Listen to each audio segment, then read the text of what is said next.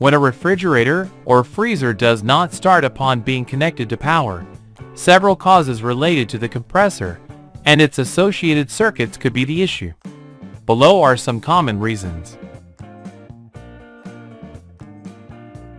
1. Low supply voltage.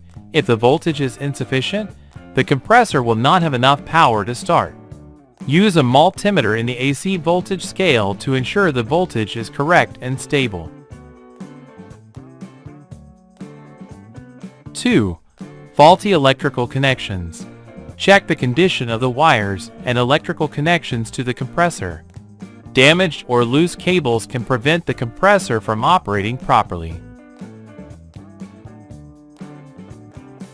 3. Compressor coils in poor condition.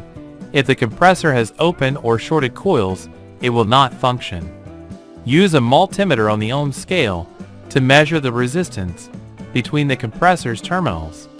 For conventional compressors, the values should not be 0 or infinite. In inverter compressors, the resistances should be similar between the terminals. 4. Start relay failure. In conventional refrigerators, this relay activates an additional coil to start the compressor. If the relay is faulty, the compressor will not be able to start. 5. Faulty start capacitor.